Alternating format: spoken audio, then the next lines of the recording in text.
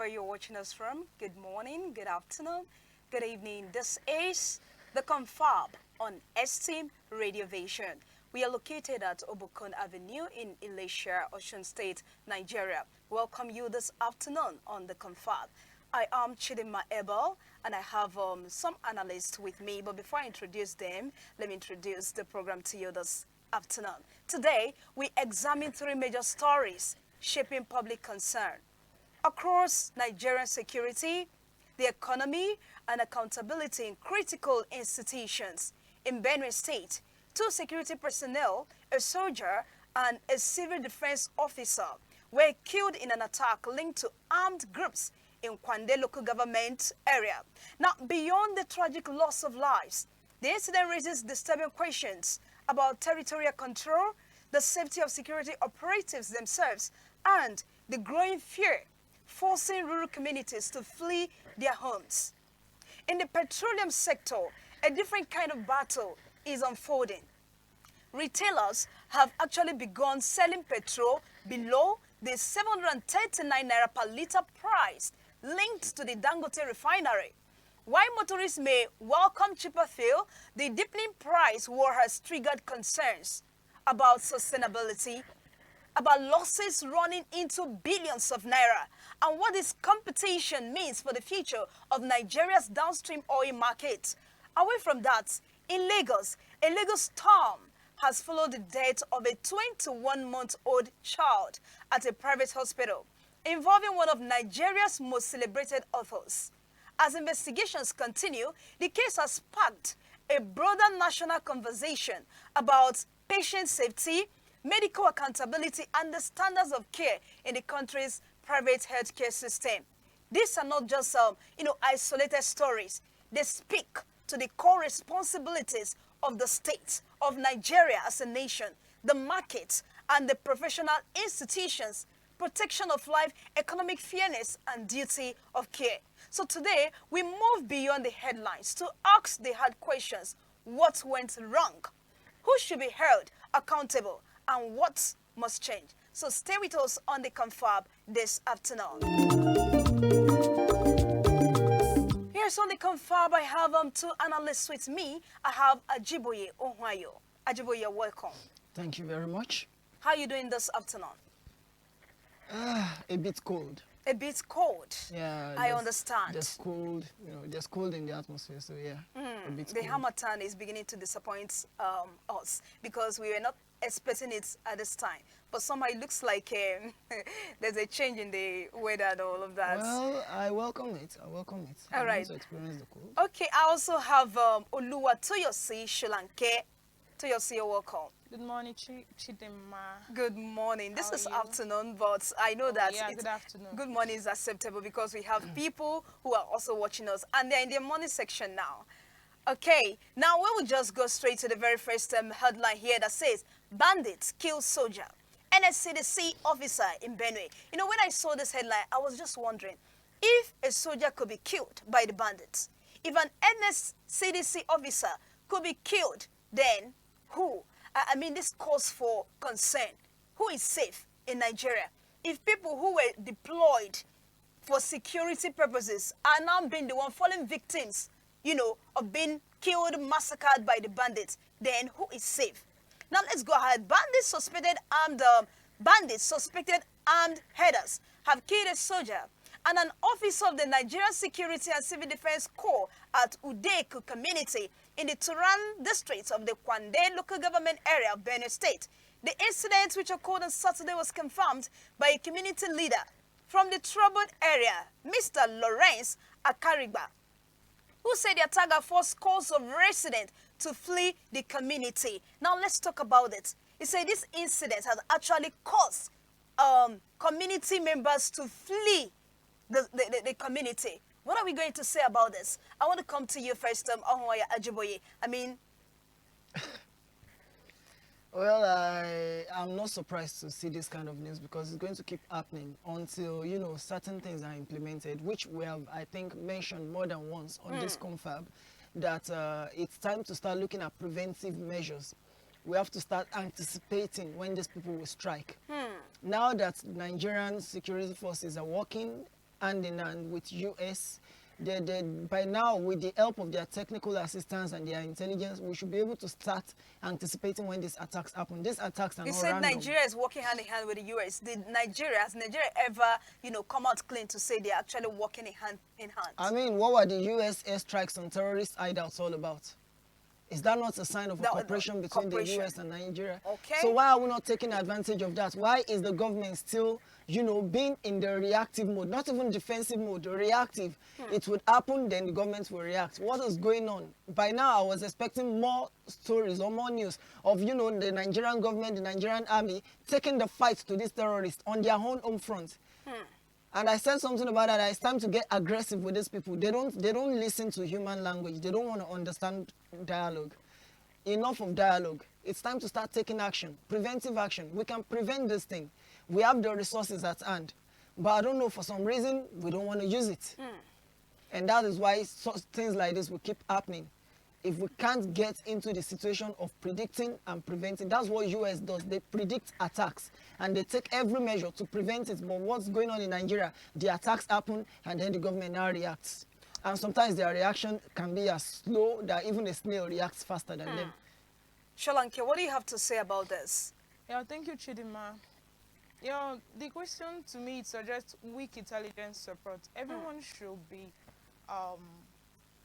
be responsible for his or her safety in this country, because to me, I believe, just as Ohunayo said, that I believe that we have enough resources to be able, that we can actually implement, utilize, foreseen such incidents whereby we can actually prevent it.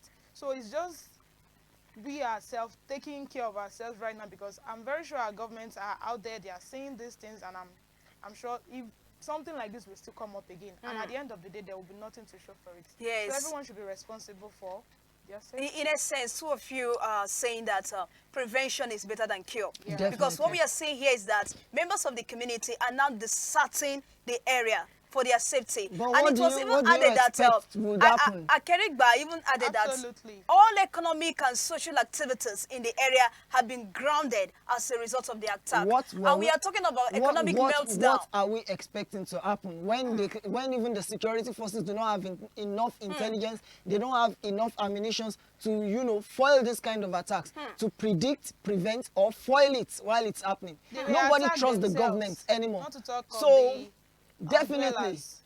the indigents of the community, they will run away because they are scared for their lives. And it has been proven the security forces will not protect them. If they try to protect themselves, the security forces will disarm them. We've seen that happen in the news so many times, where a lot of community leaders and community youths come out that they armed themselves so that they could fight back against these terrorists. The Nigerian army, Nigerian police, and other security forces came and took away their weapons. And then these people attacked in the middle of the night. So they don't want a repeat of that to be their story. So they will walk away. They will rather leave everything and walk away.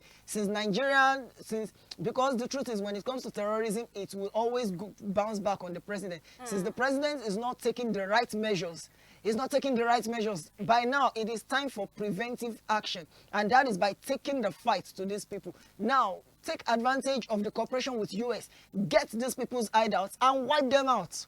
Yes, it's not complete simple. wipeout. Nobody is saying it's going to be easy. Nobody is saying they are going to face a lot of difficulties. So what do you have to say about the... But I believe that is the best course of action. So, Sholanke, they said economic and social activities have been grounded in that particular area. What do you have to say concerning that? Well, Dad, I would just like to say that I believe the people know what is best for them. So you don't expect them to stay in that kind of environment. They can actually continue their economic or their house or where they live. They can actually find somewhere else to live. That place is not safe, because from the news I heard, elders are actually they are always in that environment.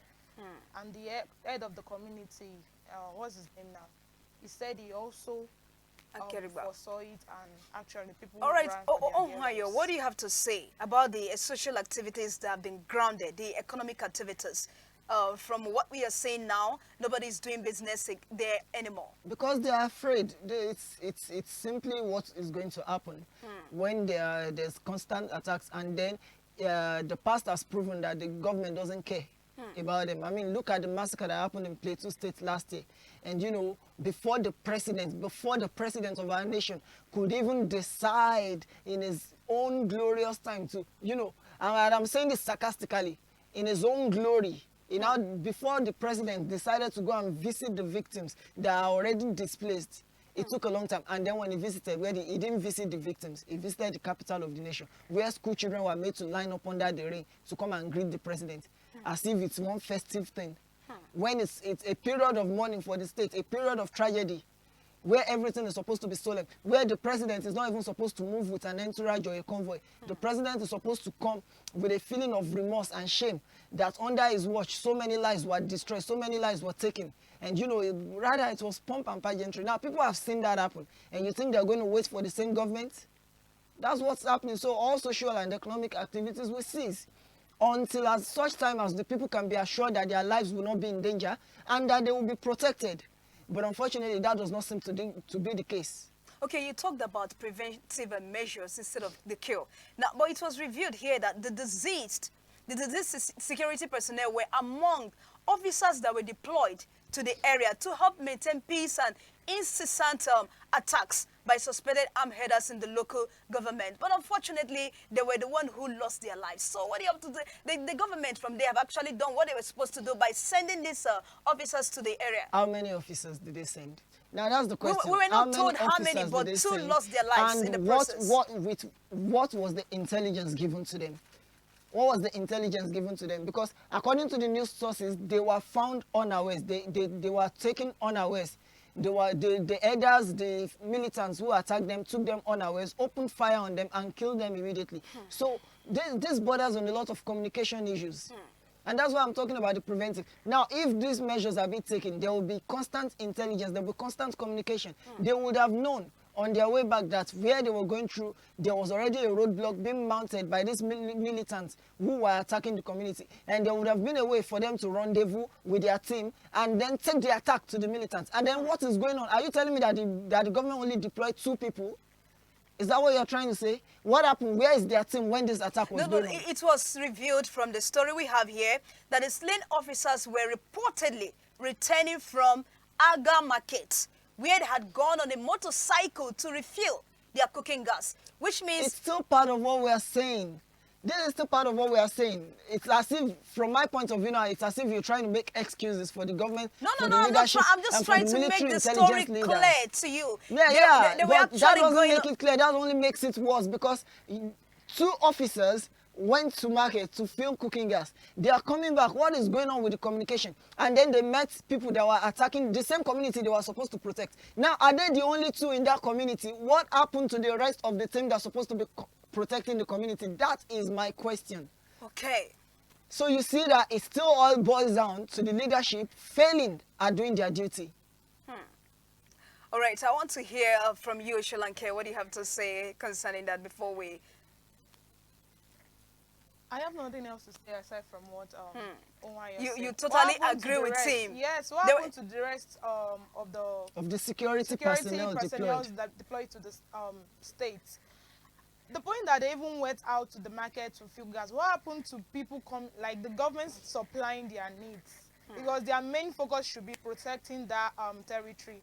Why should they go to the market? They were not supposed to be in a situation where they will be have to go out. unawares. Yes, or to do anything. Their main objective is to secure that environment. I see it as inadequacy from the government's part because they are meant to supply all their needs. So I actually go alongside with Ohunayo. So what do you suggest now, henceforth? In a situation like that, should they be armed? Should they always be armed, even when they want to get something? I mean, as we saw in this story. To me, right? Yes. Yeah, you can answer the question. Well, I see it as they didn't prepare adequately for that incident because these people, these bandits, I'm very sure they must have been preparing for quite a number of time now, and our people here, like the security personnel in that territory, they were not really prepared and they were not even given the necessary ammunitions because for me and what is this binoculars, right? I believe they should have binoculars that they can actually use to monitor a specific perimeters, whereby if anything is happening from here to that place, they should They'll be be able aware. to foresee it before the incident actually happen. So the government should please provide enough ammunition and enough equipment. All right, now, Ajiboye, what It's do you have still to going say? to be the same thing I'm saying. Take advantage of the cooperation with the US, borrow their intelligence. Get intelligence from these people. The US has more intelligence about these people than the country affected itself. That's a slap on our face. So now it's a slap on our face and there's nothing we can do about it. They have more technology, they have more personnel, they have more, they have more resources than we do. Now let's borrow from their resources as a result of the cooperation that we have with them. And, we can prevent these things from happening. Okay, 2 officers went out. By coming back, there should have been communication with them. What happened to the communication lines? That's the problem. We need to have better communication lines so that they can communicate with the team. The team would have told them, oh, the community is under attack. Wherever you are, get set, stay strapped. Or if you know that you're not armed, which should not even be fun for a security personnel that knows. Because one of the things used in that news report is that they were deployed to go and safeguard a community that has been under constant and incessant attacks. So there's no reason for security officers to be, to be that relaxed that they will not be armed or cautious or be ready for anything to happen at any time. So that's why I'm saying it boils down to the leadership. What was going on with the communication and the intelligence being given to them? Were they told that there's constant attack in that area, or they just posted them without giving them information? Because we know that this is Nigeria. There's a lot of anyhowness in leadership and government across all strata. All right, viewers, this is getting really, really interesting and intense. This is the Confab, if you're just joining us, and we have been discussing a whole lot already. Now, we'll be moving ahead to the second story here. Price war, retailers drop petrol below Dangote's 739 per litre. Do well to leave a comment for us in the comment section. Now, price war, retailers drop petrol below Dangote's 739 naira per litre. I want to hear from you, Ohunayo. Is this a welcome development? Should we call it a welcome development that retailers now?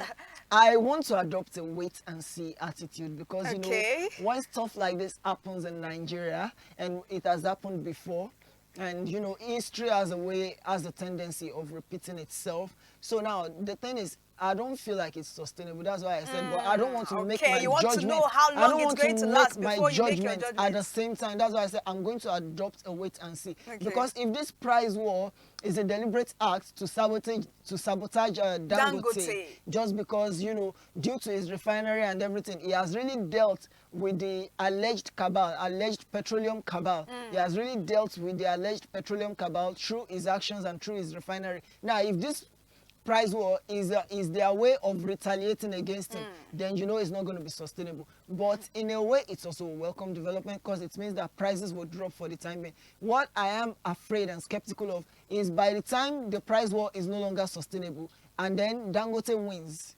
because he has done it before with cement in Nigeria. So when he wins the price war and it becomes the monopoly, that's one thing I'm skeptical about. Not that I'm afraid of it. The probability of it becoming a petroleum monopoly is slim at this time because a lot of other people are also... Dangote has been the trailblazer with the refinery, but a lot of other businessmen are also going into the petroleum refinery thing. So, and that's the welcome development. But if this is a retaliation scheme against Dangote, I feel like he will win because he has more resources and the man knows how to play the long game. He has experience with it. So let me land. So two things would happen. Is either that the price remains at a low, which is good for all, transportation workers, industries, everything, which will help boost our economy because when petroleum price is lesser, a lot of people can afford petroleum and, it helps. It helps the business, it helps business people. Now they can maintain power at all times since government has refused to give us sustainable power. But on the other side, is that where it can affect is that once those prices are no longer sustainable and everything jacks up, it's not going to be easy for the common man. So if the price is sustained, then yes, it is now... Is it going to spell doom for Dangote? That's where I'm actually going to. For Dangote, no, not really. He's going to make his money. He's going to make his money at the end of the day. Nigeria is not the only country he's selling to. It might, if it's that bad, it might just stop selling petroleum in Nigeria and, sell it to the other countries that he's still selling to. So he's going to make profit either way, but his profits might be reduced. It might not have that much market value or market share in Nigeria because of prices. But like I said, this man is used to the long game. I'm sure he must have anticipated this and he would have taken measures against it. Now, if he didn't, well, as they say, in the business world, you win some, you lose some. All right, Sholanke, from the headline, what do you say? I mean, do you see this as a welcome development? Retailers now drop petrol below Dangote's 739 naira per liter. Well, for now, I can say it's not stable yet. So it's not sustainable, just as Ohunayo had said. So it's a competition. So for the retailers are actually trying to compete with Dangote. Even Dangote, I'm very sure it can't be at a loss. The highest or the maximum that it can happen is if they should sustain that price, it will be of benefit towards the masses. The masses. I'm very sure Dangote cannot be at a loss. So, but for now, we can't actually say for a fact if it is sustainable. So let's see what the future holds. All right, for the sake of our viewers, let's run over the story. The price war in the petroleum sector has continued to deepen as some retail outlets have dropped the price of premium motor spirits, the one you call petrol, below the 739 naira per liter that was recommended by Dangote Petroleum Refinery. Now, the Punch report that since the Dangote Refinery slashed petrol pump price from about 900 naira down to 739 naira in December, many importers and depot owners have lamented mounting losses. To remain competitive, many operators were forced to sell petrol at rates below their cost price. So what do you have to say about this? He dropped the price from 900 to 739 naira. Was it for the good of Nigerians or for his own selfish gain? Well, I'm not the worm inside Dangote's belly, so there's no way I will know. No, economically, you can from that angle, politically, because when we talk about, there's no way for me to know. When we talk about Dangote now, but the truth of the matter is this, Chidima, a businessman goes into business to make money, and part of the things about business is you have to eliminate the competition. When you eliminate the competition, it makes it easier for you to make your money, to get your investment back with profits. And not just little profits, but with great profits. So is it a good thing for those marketers that run to a loss? Well, that is business. Like I said, you win some, you lose some. It's not up to them to re-strategize. I'm sure they have people doing that for them. I'm not going to do that for them. But if they pay me, then definitely. I mean, everybody loves money. No, strategically, you could actually suggest ways. Strategically, because we are talking about what favors everyone. Dangote is in business first and foremost to favor himself. Now, if it favors Nigerians, that is a byproduct. So what we should really be focused on is on the long term, will it be favorable to Nigerians, this price war? Because the truth of the matter is, of course, it's not going to be fair to the competitors. But at the same time, I'm sure that they should have anticipated this, because that's business. You must anticipate the opponent. You must find a way to always keep being ahead. Some people will say you will be playing chess in 6D or 10D. That's in 10 dimensions. You must always be 50 steps ahead, all those kind of things. But the truth of the matter remains that Dangote is in business for money. And part of business is learning how to, block the competition, cripple them, or if you can't even wipe them out, at least ensure that they don't stand in the way of your profits. That's business 101. So that's the fact. All right, Sholanke, let me come to you now. Is the current petrol price war a sign of healthy market competition? Now, from your view, I'm asking, or is it an evidence of a distorted downstream sector where operators are selling at a loss just to survive? You see, they say they reduced it, right? So are they selling just to survive? Well, to me, I want to make something clear. There's no how we can actually say if these people, this petrol, Dangote and other sectors in that petroleum industry are running at a loss or not. Because there's no how you want to do it. A businessman doesn't run at a loss. They know a way out to actually get their gain from it. And Dangote is not actually an amateur entrepreneur whereby we can say he doesn't know what he's doing, he's going to run at a loss. To me, what benefit the masses, that's what I'll actually go for. If he can just maintain that price, there's no way he's going to run at a loss. It's actually for the benefit of the masses. I know, Ohunayo, you have actually said something, but I want you to...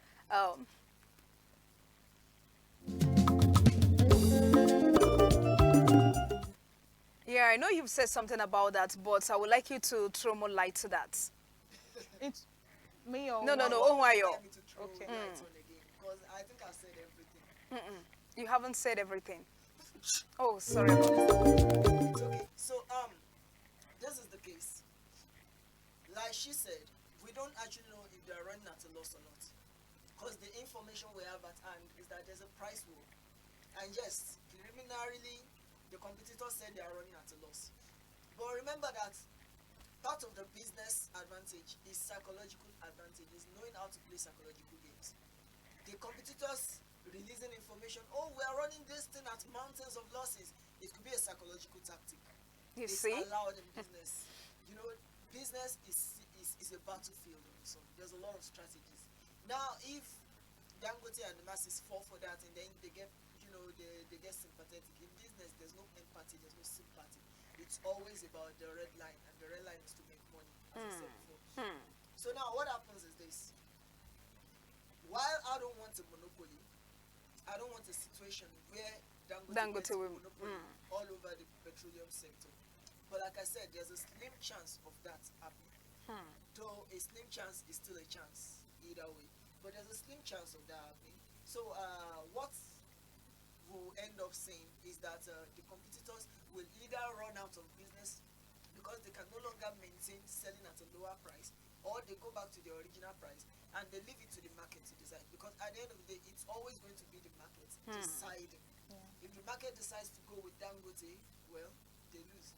And if the market says no, your prices are still, they are a bit more than Dangote, but you are available. Sometimes it's about availability. What if Dangote's petroleum is not available and the competitors are available? So there's a lot of what ifs in business. There's a lot of unexpected things that could happen in business. So that's why I said Now, the best option is to adopt a wait and see attitude. We'll wait and we see. Okay, now, sincerely speaking, does Dangote's pricing influence pricing influence amount to market leadership or market dominance? And where should regulators draw that line? Well, the thing is, the NNPC, in some ways, are still going to be the major regulators of, Okay. PMS, diesel, everything petroleum pricing in Nigeria. They still have that authority, they still have that power and influence. So, his pricing is within, he is right to price it however he wants. It's his product. It's his product, and if he's saying me selling at this is not a loss, it is, then there's nothing anyone can do about that, the regulators included. All right, and one last question before we wrap it up here. I mean, on this particular headline, in the long run, who truly, benefit from this price war? Is it the motorists, the refiners, or a few dominant players in the supply chain? Well, I would say the motorists. The motorists. It reduces Oh. the pressure on them financially. Fueling is one of the biggest issues for any business, and once the fuel prices are high, everything goes high. So now fuel prices are dropping. Yes, it's a competition, but for the time being, for as long as it's been sustained, it's going to really, really leave a lot. Not just the motorists, even the passengers plying the motorist, the bike man, the businesswoman who needs electricity to run her wares, and because of the terrible state of our national grid, which is another slap on the face of the federal government, if by 2026 you still have not fixed the power problem of the country, it relieves them on economically, it really relieves All right, them. a quick They'll one. win out in the long time. All right, a quick one, Sholanke. Okay, yeah. It's actually, I'll be going with the same thing Ohunayo said. All right. It will be a relief on the masses because everything actually boils down to transportation, business, schools, students. They actually make use of transport system from one place to another. So if the transport costs have been reduced, it will actually reduce the cost of living. Okay, thank you so much. We'll be moving to the very last headline here. Chimamanda's lawyers write Lagos Hospital, doctor suspended. Chimamanda's lawyer writes Lagos Hospital, doctor suspended. So this is the story that will be making the very last one here. Solicitors acting for renowned Nigerian author Chimamanda Adichie have written to Eurocare Multi-Specialist Hospital, Lagos, over the death of a 21-month-old son, Nkano Nnamdi. May he so rest in peace. This is really a sad one. This comes as the Lagos State government confirmed the suspension of the anesthesiologist at the clinic as probes continue into the circumstances surrounding the child's care. Now, Chimamanda is saying that it was due to medical negligence that actually led to the son's death. What can you say about this negligence? I mean, she's not the first Nigerian who complains or who have been complaining about medical negligence, especially in public hospitals, government-owned hospitals. We see this same negligence playing out oftentimes. You go to the hospital, you see some of the doctors are, too, I don't just know how to even, describe this, the attitude of some of these doctors. So what do you have to say about this? And I'm directing that question to you, Ohunayo. Well, one thing about Nigeria, especially when it comes to healthcare, is both the public sector and the private sector still have a lot to do. They still have a lot to do. Now, it will interest you to know that we have world-class healthcare facilities in this country. We have world-class hospitals in this country, but they are meant for the elite of the elites. They are meant only for the elite of the elite. So if you don't have a level of money, you can't get them. Now, there's still going to always be the risk of an accident because this boils down to a systematic issue. You see? So now, she's blaming medical negligence. And Chimamanda is a rich and influential woman. So I'm pretty sure she didn't take that chance with public hospital. So while public hospitals in Nigeria have a lot to do, even the private hospitals are not exempt of this, culture of negligence. Why? Because there's a systematic problem. Our education system has a problem. And then when you see the graduates from that kind of system, what do you expect them to be like? From a problematic system, from a system where you have to sort lecturers to pass, where you have to do cut corners and a lot of things.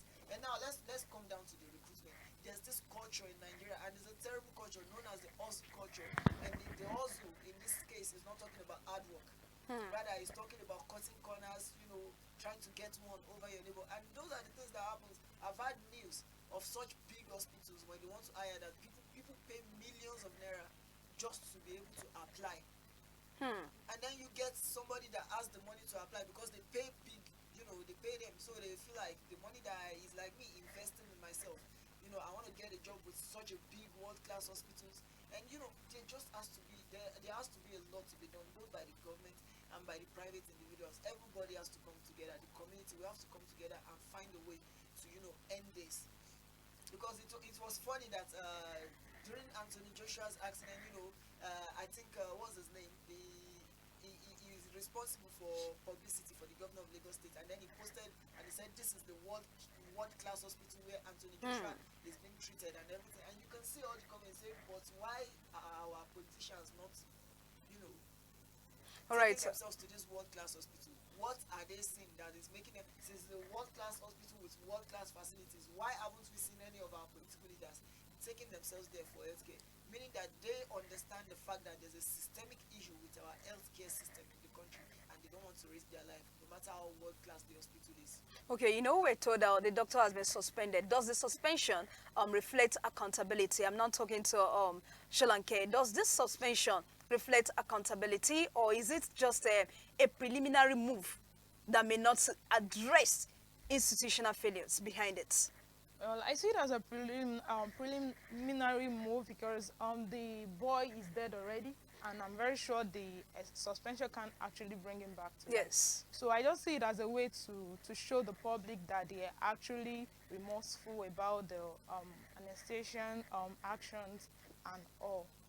So it doesn't really depict that something like that won't repeat itself in that hospital. It will definitely repeat itself. All I can say is disagree with you on that. it will, because I'm going to somewhat disagree. a very close of mine. Let her finish up. Let her finish up. I know you will have. A very close of mine has actually experienced such thing, which I happen to be in that same hospital. Like, this is not even a private sector; it's a general hospital whereby right in our present there, we were busy asking the nurses to help us prepare bed, all of that. And they were so nonchalant, as if they don't care if the person give They're up so the ghost. carefree. They were so nonchalant. So that place we were actually transferred to a private hospital from there. So the following that day that something like that happened, and the this incident was actually taken up by an they don't know that the person, the victim, was actually related to an activist. So the person took it up.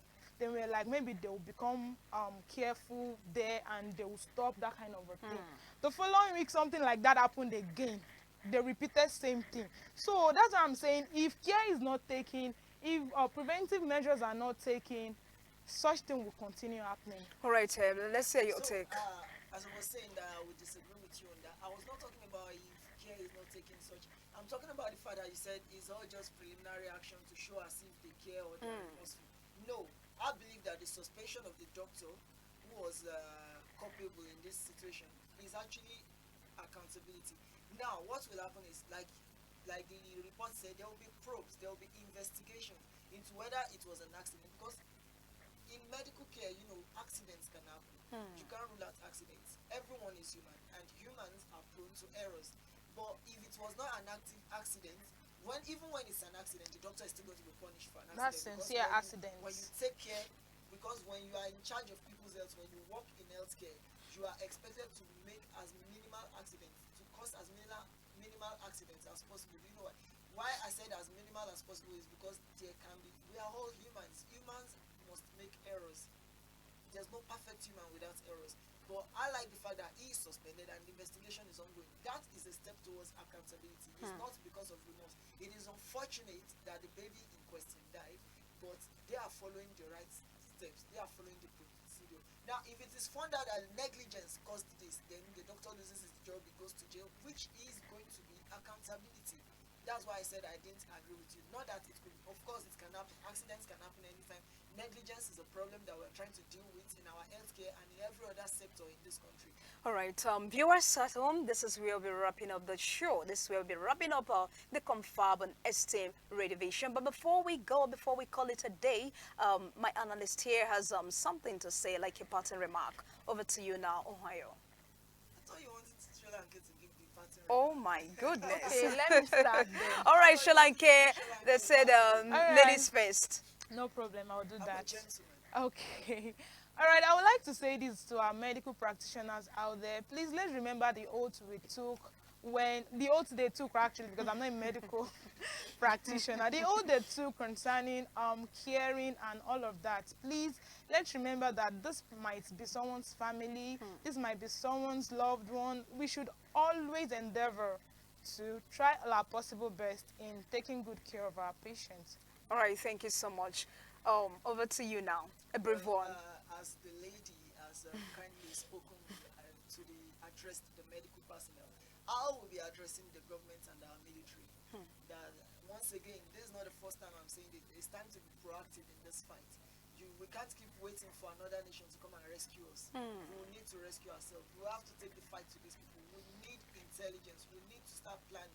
There should be new strategies implemented. We can't keep doing the same old thing and expect a different result. Different results. By now, these attacks should have reduced. I expected an escalation of attacks due to the airstrikes, that they will escalate, in a way to intimidate. But it should not last, because as they escalate their attack, I was expecting that our security forces and armed forces will also escalate the aggression against them, which will shut those people up. But unfortunately, it's more of the same old, same old. So to the dear government and our military leaders, it is time to be proactive. It's no longer time to be reactive. We can't keep reacting when lives are being lost and properties are being damaged, which is destroying the economy and the lifeblood and the soul of the nation. It is time to take the fight to these insurgents. Thank you. It is time to be proactive. With this, we wrap up the show, the Confab on STEM Radio Vision. But don't forget that after this, more programs will still be coming your way. I want to say a very big thank you to you, our followers, for choosing STEM Radio Vision. And for adverts, for sponsorship or advert placements, you can always contact us on 0916 634 9956. And ensure to follow us on all our social media platforms on Facebook at STEM Radio Vision and also at YouTube on STEM Studios. Yes, thank you so much on STEM Studios. All right. also want to appreciate our CEO in the person of Diki Michael Adeboya Shaolu, the founder of Eniakwanle Foundation and Esteem Renovation. Thank you so much, sir. And to my producer in the person of Ayomiko, thank you. Until we come your way again, I still remain Chidema Abel. Bye for now.